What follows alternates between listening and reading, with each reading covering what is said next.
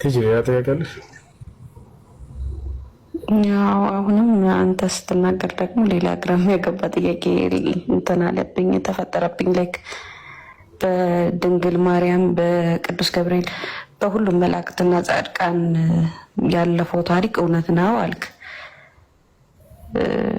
እውነት እንደሆነ ካወቅ ስለዚህ እኔ አሁን ኦርቶዶክስ ሆኜ ማመኔ ልክ ነው አይደለም?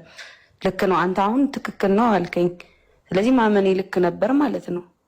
ወራስ እንመጣለን። እሺ ወአለይኩም ሰላም ወራህመቱላሂ ወበረካቱሁ። አለን እሺ አላህ በቁርአን ላይ ምን አለ ሲገልጻቸው ጊዜ አፈቱእሚኑነ ቢበዕድ አልኪታቢ ወተክፍሩነ ቢበዕድ አለ።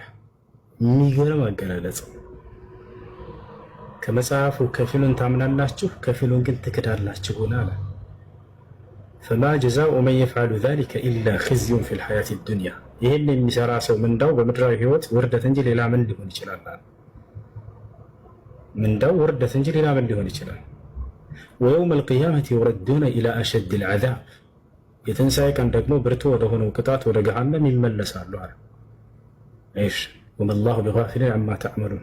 የምትሰሩትን ስራ አምላካችሁ አላህ እኔ የምዘነጋን እንዳይመስላችሁ አለ። ከመጽሐፉ ከፊሉን ይዛችሁ ከፊሉን ብትክዱ እናንተ እንደሚጎዳችሁ መሲሁ በድንግልና መወለዱን ማመንሽ፣ መሲሁ ተአምራትን ማድረጉ ማመንሽ፣ የቀደሙት ጻድቃን እና አብርሃም እና ይስሐቅ እና ያዕቆብን መቀበልሽ አንዱን አምላክ አንድም ሶስትም ነው ብሎ ከማመን ጋር ሲነጻጸር ሰማይና ምድር ነው። ትልቅ ጥፋት ነው።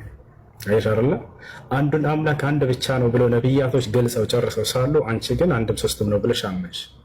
አይሽ ይህ ትልቁ መሰረታዊ ጉዳይ ነው። ኢየሱስ ክርስቶስ አይተሽ ከሆነ ሲያስተምር እነ ሙሴም ሲያስተምሩ እስራኤል ሆይ ስማ ጌታ አምላካችን አንድም ሶስትም ነው አሉ? ላ አላሉ። ጌታ አምላካችን አብ ወልድ መንፈስ ቅዱስ ነው አሉ? ላ አላሉ። ጌታ አምላካችን ስላሴ ነው አሉ? ላ አላሉ። ጌታ አምላካችን ኢየሱስ ነው አሉ? ላ አላሉ። ጌታ አምላካችን አንድ አምላክ ነው አሉ። አየሽ።